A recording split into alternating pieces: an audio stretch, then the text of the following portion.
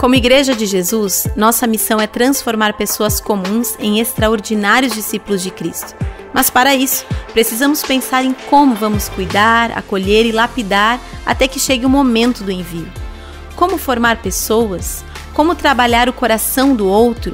Como auxiliar no processo de formação profunda e enraizamento verdadeiro?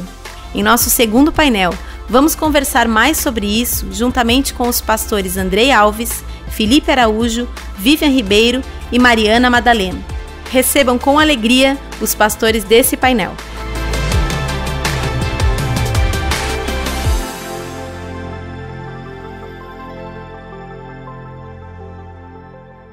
É uma alegria poder estar aqui com você, eu com os meus amigos, pastores aqui, pastora Mariana, juntamente com o pastor Marcos, liderando o Eleve, tem feito um trabalho maravilhoso, pastor Andrei, a liderança aí do discipulado da igreja também, tem feito algo extraordinário nesse tempo. E Felipe, pastor das crianças, tem sido muito especial e a gente tem um carinho muito grande. Tá feliz de estar aqui hoje? Ei, vamos nós, falar um pouquinho de discipulado. Eu quero começar pensando com você e alinhando essência, alinhando uma visão a respeito da palavra discipulado. Quando essa palavra surge aí na sua mente, eu não sei para onde te leva, e eu não sei quais os conceitos que antecedem a história da sua vida. Então, eu penso que discipulado, ela é uma palavra que pode ter diversos significados para diferentes contextos. E para a gente começar a nossa conversa aqui, eu quero alinhar o que a Igreja da Cidade pensa a respeito do discipulado. Não estou dizendo que é uma verdade em si, mas é como nós temos vivido, como tem sido a nossa essência, para que você possa caminhar conosco nesse pensamento. Ao mesmo tempo, a gente sabe e tem um entendimento comum, que é um processo de formação cristã de uma pessoa. Estávamos conversando à mesa, falando sobre Gálatas 4,19, onde Paulo vai dizer: estou tendo dores de parto até ver Cristo sendo formado em você. Então, Cristo é a primícia do que geramos, e isso tem a ver com o discipulado, a formação cristã, a semelhança de Jesus, porque queremos pessoas não iguais a nós, mas pessoas iguais a Cristo. Amém?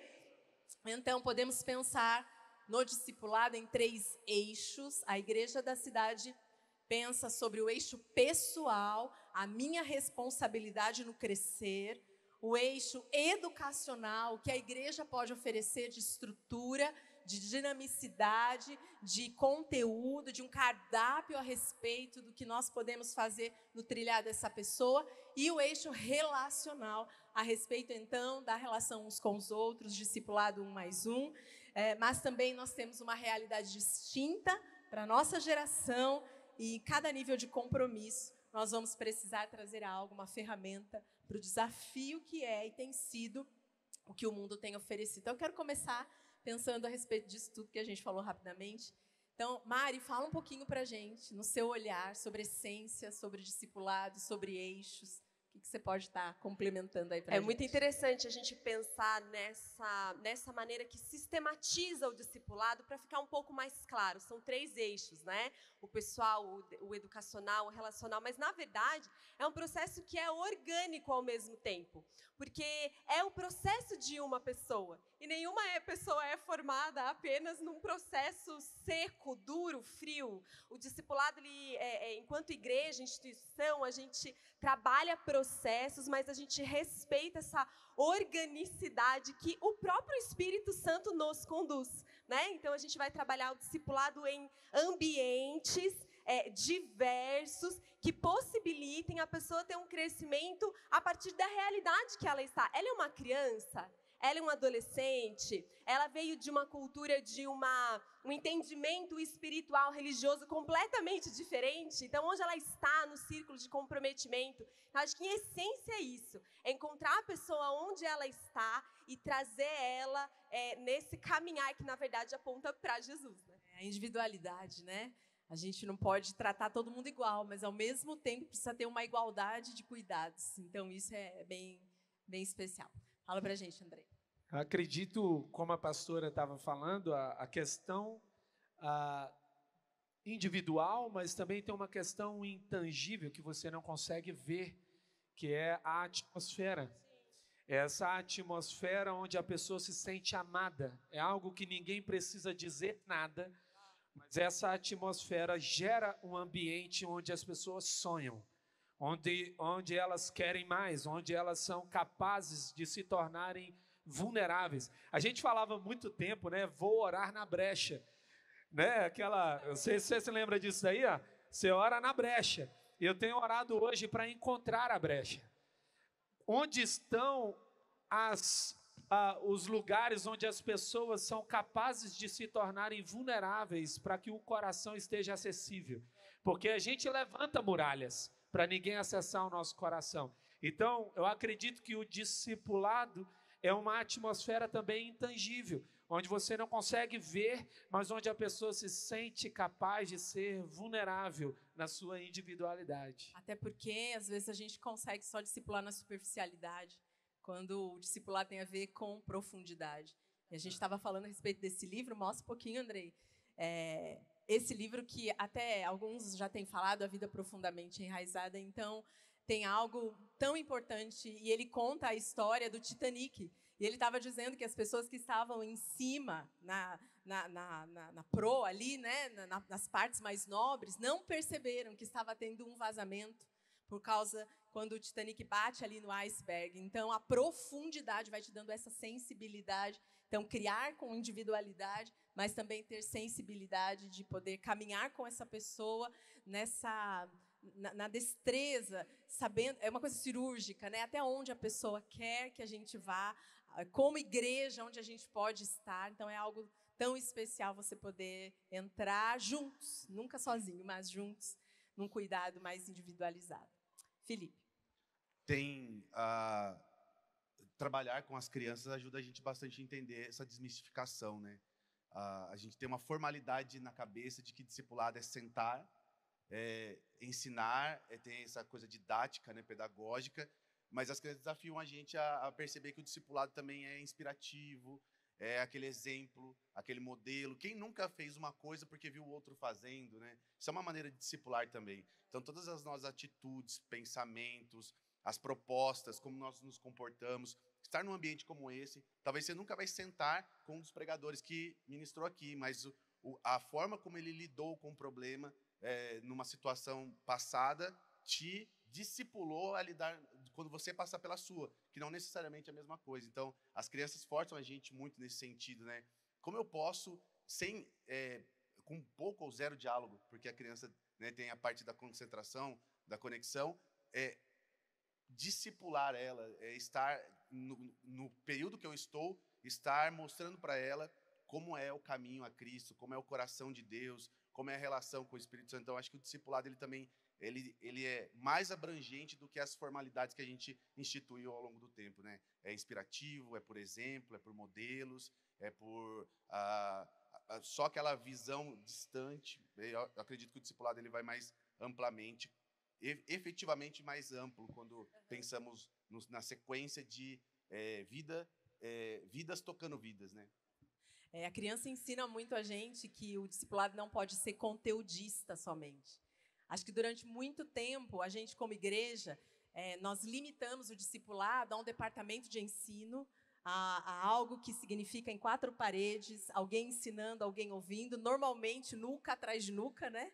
E as pessoas sem uma mobilidade, uma oportunidade, mas como igreja da cidade nós temos aprendido que o discipulado é atitudinal, é posicional, eu preciso levar a uma prática. Eu tenho certeza que você aprendeu muitas coisas desde quando você entrou aqui, quando você viu a grama cortada, quando você entrou lá no trenzinho. Então, ninguém ensinou você coisas, a atitude das pessoas te ensinaram. Então, quando você trabalha com isso com crianças e com adolescentes, isso é importante. Por isso, nós trabalhamos em 3 eixos. Precisa ter o educacional? Com certeza, vamos falar daqui a pouquinho sobre isso. Você precisa ter uma trilha. Você precisa ensinar a pessoa quais são os passos. Me lembro de uma pessoa que se converteu, e aí ela chega, né, para conversar com outras pessoas ali, e aí todo mundo percebe que ela acabou de se converter, e ela, eu tenho uma pergunta. Aí a pessoa começa a dizer assim, olha, agora que você se converteu, você tem que fazer o curso de batismo, depois você faz o curso Uma Vida com Propósito, depois você faz o curso de...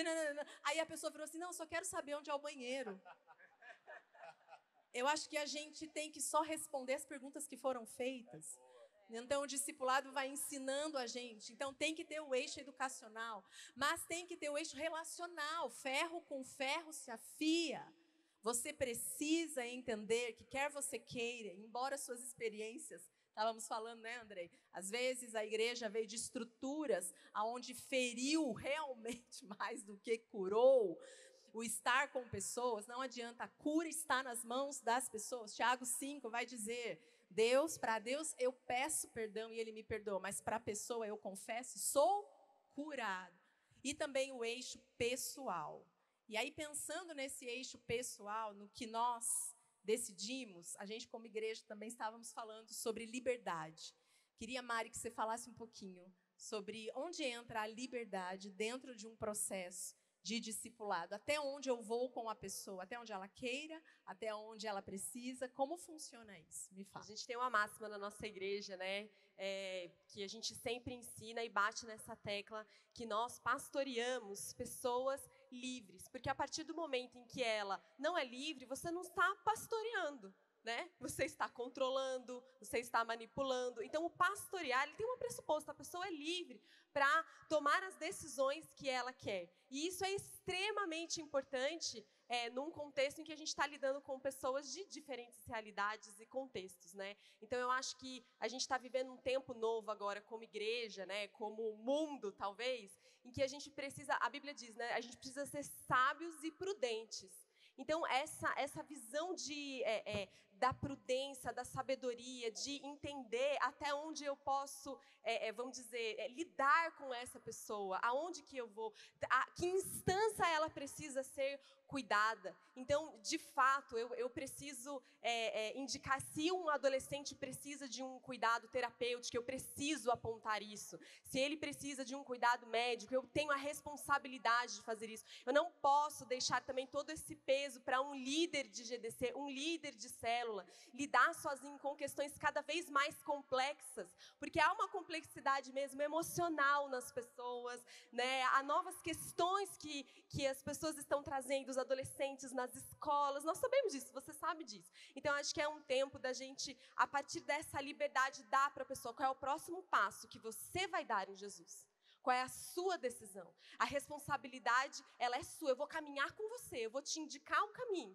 Mas a gente não pode tirar da pessoa, né? Essa prerrogativa de que o passo é dela, a decisão é dela. E as consequências também do que ela vai viver também é dela. Né? Quando a gente vai falar de disciplina dentro da igreja, isso também entra um pouco, né, nessa conversa. Então, acho que é um pouco por aí. E a gente fala, vamos falando até se quiser falar, Andrei, sobre os 4 olhares para um discipulado 1+1, da cobertura, do encorajamento. Quando a gente fala, só fazendo uma ponte com o que a pastora disse, eu acredito que toda manipulação e controle silenciam a voz de Deus. Então, se a gente gera um ambiente de manipulação, se você sabe tudo que essa pessoa vai fazer, ela não está conseguindo ouvir Deus, ela só está ouvindo você. Então, cobertura não é tampa. Nosso pai ensina isso. Uma das questões que nós temos relacionada ao discipulado relacional é a cobertura. O que é a cobertura? Tem alguém orando por mim, tem alguém intercedendo por mim. Essa pessoa não toma decisões por mim. Ela gera espiritualmente para que eu consiga ouvir a voz de Deus. Isso é cobertura. Encorajamento. Quantas palavras de encorajamento nos trouxeram aqui? Quantos aqui ouviram uma palavra de encorajamento que te trouxeram até aqui nessa manhã? Olha aí. Nós somos frutos de palavras que as pessoas declararam a nosso respeito. Você pode, você vai conseguir, estou junto com você. O que Deus tem para você é maior do que o que você está vivendo. Uma outra coisa, ministério. Se o discipulado 1 a 1 está focado apenas na pessoa e não em servir o reino, ele vai gerar problema. Ele vai ficar ocioso, e a ociosidade é um problema. Então, o encorajamento, cobertura espiritual, ministério e um muito importante, prestação de contas. A gente precisa ter aquela pessoa, quando a gente vai pensar em pecar, a gente fala assim, eu vou ter que falar, nossa, confessar de novo esse mesmo pecado, não tem condições nenhuma. A prestação de contas não tem a ver, e aqui eu queria até te dar essa é uma perspectiva sobre esse tema. Prestação de contas não tem a ver com alguém que vai me cobrar algo, tem a ver com alguém que eu tenho coragem de me abrir sobre algo. Porque à medida em que eu presto contas para essa pessoa, e eu peço ajuda, olha, me ajuda nessa área, pergunte para mim sobre essa área, eu preciso de ajuda nisso, eu estou autorizando essa pessoa a caminhar comigo em áreas em que eu preciso de ajuda. Então são essas 4, a cobertura espiritual, ministério, encorajamento e prestação de contas. Isso mesmo. Felipe, me fala um pouquinho como está sendo esse ambiente de discipulado nessa criança pós-Covid. O que vocês têm recebido? Qual a tua perspectiva a respeito de como a gente pode ajudar crianças e suas famílias? Toda criança, ela é naturalmente regulada à rotina, né? Então, a situação da época do Covid, toda aquela paralisação, as quarentenas, elas trouxeram implicações não só para as famílias, mas para as escolas e, consecutivamente, para a igreja. E a gente teve que aprender a lidar com uma quebra de construção de rotina cultural de décadas. Então, a gente vinha vivendo num esquema, e isso era pragmático, né, dentro de casa, na escola, na igreja, e, de repente, quebrou-se, né? Então, isso deixou uma conta bem ingrata para todo mundo. Coisas que a gente deu um upgrade, nunca mais vão voltar, mas coisas que a gente vai pagar ainda pelos próximos anos. Eu acho que o aprendizado dentro desse contexto, o discipulado, né, falando aqui mais de forma ministerial, é uma dessas coisas que a gente vai ter que continuar reconstruindo, né? Que eu tô chamando isso de uma recondução, né, de aprendizado e de discipulado dentro do ministério. Então, a pandemia, ela afetou, na minha opinião, assim, do meu relacionamento com lideranças, com as crianças, com a programação do ministério, ela afetou basicamente de 3 formas. Primeiro, com a defasagem, né, que vai estar ligado especificamente à falta de compasso, né, o ritmo que a criança vinha, o entendimento que a igreja tinha, aquela velocidade na resposta, no desafio e ter o retorno, nos atrasos, e aí está ligado diretamente à ausência de noção sobre obrigações. As crianças ficaram um pouco mais letárgicas em relação às obrigações, às responsabilidades. Então, esse atraso afetou também a maneira como a gente entendia o discipulado, porque a resposta ficou mais demorada, né? E as perdas naturais, que aqui vão estar ligadas a prejuízos mesmo. Então, algumas coisas ainda não estão 100% dentro do contexto de ministração. Então, a recomposição do ministério, pensando no discipulado, com crianças, com a lida do dia a dia, mas também contemplando o domingo, a celebração, a ministração, ela está hoje afetada por essas 3 áreas. Mas nós temos as ferramentas necessárias. Eu creio assim, acredito que o primeiro comportamento é essa atualização e revitalização da ideia de ministração, né? Então, será que depois desses questionamentos, né, aconteceu isso nas escolas, o que realmente é importante do conteúdo que a gente vai conseguir aplicar no ensino online? Isso foi pensado. A gente teve que pensar isso também, como que a gente vai aproveitar o tempo online com a criança, tanta tela e tudo mais. Então, a gente trouxe isso para a realidade no retorno. O que realmente a gente precisa fazer para que o discipulado, o ensino dentro do Ministério Infantil, seja efetivo com todos esses desafios? Então, a gente vai promover novas formas, renovar a ideia de aplicação do conteúdo. Então, será que ainda é funcional mesa, caderno e uma lousa, né? Esse ensino tão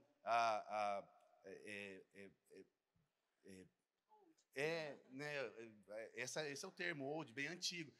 Ou será que a gente pode dar um plot e ir para uma coisa mais atual, uma coisa mais... Então, tudo isso vai transformar o ministério hoje, ou exigir que o ministério se transforme hoje, num ambiente onde nós estamos mais suscetíveis à mudança. Então, deixar um pouquinho aquela regra do só isso funciona para atualizar, para lidar com esses desafios, né? Estar aberto a tudo isso, muito importante. Andrei, fala um pouquinho desses livros e um pouquinho também aí do que nós temos na estrutura da parte de ensino na igreja.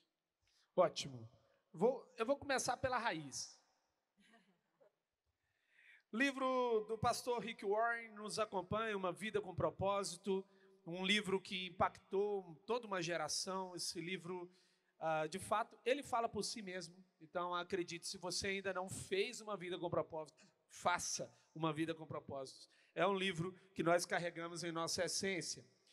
O livro A Vida Profundamente Formada, o pastor Carlito falou ontem sobre esse livro, a importância desse livro nesse tempo. Ele vai tocar em áreas muito importantes para uma geração com velocidade, superficialidade, que tem buscado na rapidez algumas respostas. Nós precisamos ficar atentos. Superficialidade não sustenta numa tempestade. Então, A Vida Profundamente Formada.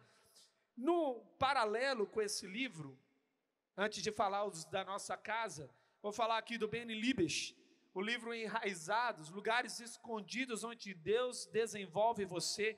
A ideia de que a parte que sustenta aquilo que vivemos é uma parte onde as pessoas não veem, e nós precisamos trabalhar nas raízes.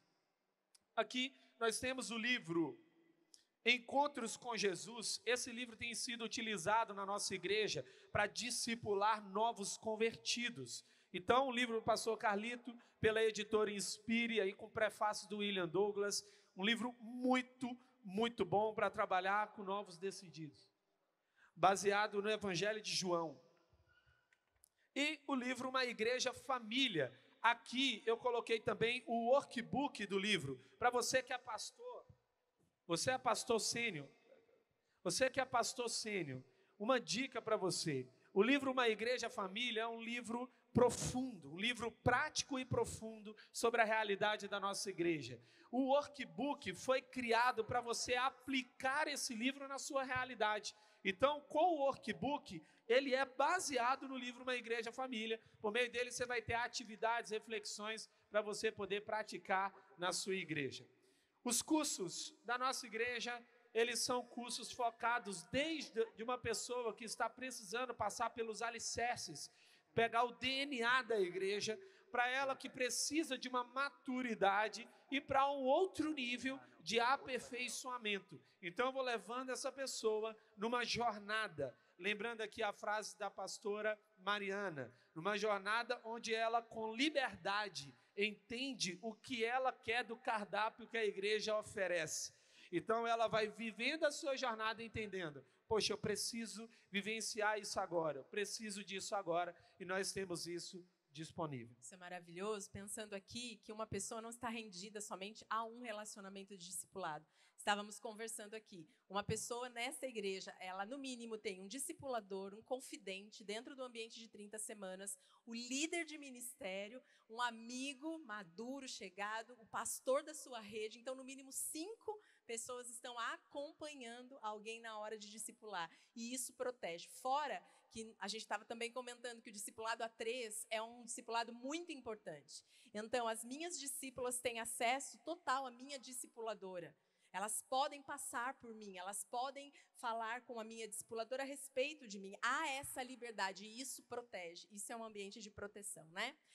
A gente já está terminando, então eu queria as considerações finais aí de vocês, começando com a Mari, Andrei e terminando com o Felipe. Eu quero falar, talvez puxando um pouco aqui para a nova geração, né, de jovens, mas eu penso que tantas vezes as ideias que estão chegando e rondando a igreja, às vezes nos assustam no termo do discipulado, né? Porém, eu penso que Deus realmente está ensinando a gente a caminhar em novos lugares e a termos novas leituras que saem da superficialidade. Então, eu penso que é tempo mesmo da gente olhar para essas questões e deixar de pensar que discipulado eu incutir um modelo, uma resposta pronta, porque isso não funciona com a nova geração, que tem acesso à informação extraordinário, muito grande, que nem ele mesmo sabe lidar. Então, o nosso papel é tratar mesmo das questões de forma mais profunda, da identidade dele de forma mais profunda, do valor que ele tem em Jesus de forma mais profunda. E uma das maneiras principais que a gente pode fazer isso é aprender a ouvir. É ter diálogo, é ter respeito do lugar de onde aquele adolescente, aquela pessoa com uma crise de identidade está tendo. Então, nesse diálogo de ouvir, de entender, eu caminho num discipulado. Então, eu penso que no mundo que está trabalhado tanto a doutrinação, a gente responde com discipulado, né? Que traz a essência de quem essa pessoa é em Cristo Jesus, e o Espírito Santo vai nos ajudar. Eu queria trazer um foco na parte de ensino, e eu acho que queria deixar essa palavra com você. Eu acredito muito que essa geração quer aprender. Ela está em busca de aprendizagem, ela deseja aprender. O que ela rejeita é o modelo de ensino, a forma de ensinar. E essa forma de ensinar não funciona mais, é desafiadora. Como alguém que aprendeu numa geração anterior, vive numa geração atual para ensinar uma geração que não existe ainda. Esse é o maior desafio. Então, nesse sentido, o que eu diria que o maior desafio da igreja é entender que didática, a forma como eu ensino, é diferente de matética, a forma como a pessoa aprende. E eu preciso, então, reformular as minhas estratégias, como o pastor Felipe mesmo disse. Talvez repensar, será que a minha escola bíblica, será que a minha forma de ensinar está engessada? Será que eu preciso refazer alguma coisa? Como mudar a metodologia sem perder a essência? Eu vou falar em cima daquilo que eu mais escuto de perguntas no universo infantil, que é essa necessidade de conexão da família com a igreja, né? Dos pais com o ministério. Eu aprendi da forma mais difícil, empírica, o que é, de fato, alguém se envolver em como a gente pensa. Como pai, eu lembro que a gente estava no shopping, eu e Thalita, a Elô precisava trocar a fralda, eu fui trocar. Conto essa história muito, inclusive. E eu tô ali trocando a fralda dela, chega um outro pai do meu lado e eu tô passando a pomada na Elô. E o pai vira para mim e diz assim, não é muita pomada? Eu olhei para ele, vontade de dizer, cuida da sua pomada, amigão. Que cada um... E aí, naquela hora, eu entendi que pai, ele tem autoridade e recebeu a unção para cada um cuidar da sua própria família. Eu estou falando num cenário saudável, né? Então, quando a gente pensa em família e igreja, a família biológica, a família espiritual, o ideal, o saudável, é que a família ela traga essências e a igreja promova a potencialização delas. Então, eu separei aqui alguns pontos que podem ficar muito claro para que você trabalhe na sua igreja, com as famílias e pais, para que o Ministério Infantil tenha um discipulado assertivo. Então, por exemplo, a família ela vai discipular validando o reino, validando a igreja. Né? Não pode falar mal da igreja, não pode ir contra a identidade da igreja como o reino de Deus. E a igreja vai discipular as crianças, dando para as crianças um campo de experiência. Então, a criança validada em casa, ela vai chegar e vai ter prazer em servir o reino de Deus, vivenciar as experiências do reino de Deus. A família vai discipular, inserindo os hábitos espirituais, devocional, oração, o prazer de estar nos cultos, participar. E a igreja vai discipular, promovendo os programas que desenvolvam essas habilidades espirituais. Então, o ministério, ele potencializa 30 semanas, vigílias e assim por diante. E a família discipula, promovendo oportunidade de crescimento para a criança em casa, desafiando para responsabilidades, para obrigações, deveres. E a igreja discipula dando as ferramentas. Então, a igreja vai promover ferramentas para as crianças, para que elas alcancem todos os objetivos que a família, então, lhe liberou como essência para alcançar com assertividade. Eu acredito que essa é uma maneira saudável, pensando num cenário saudável, porque nós nem sempre vamos ter as famílias completas. Então, a igreja vai ter que absorver mesmo. Contudo, num cenário saudável, ideal, a família e a igreja, elas colaboram uma com a outra para a formação discipular da criança. E lembrando aqui que a palavra discipulado vem da palavra discípulo. Então, se você quiser partir aí do básico, se você ensinar, se você der orientação para que essa pessoa se torne um discípulo de Jesus. Então, discipulado, ambientes de discipulado é para promover encontros do coração de alguém com o coração de Jesus. Então, tudo que você faz tem essa premissa, promova encontros, porque é no encontro com Jesus que a pessoa é curada, ela é direcionada, ela cresce na palavra, ela se torna madura, e isso do menor ao maior. Tem aquele texto que a gente diz, né? Haverá o tempo que ninguém precisará ensinar mais ninguém. Normalmente, às vezes a gente está ensinando algo que deveria ser algo natural, um anseio do coração humano para o coração divino. Isso é discipulado. Deus abençoe grandemente sua vida. Obrigada por esse tempo aqui.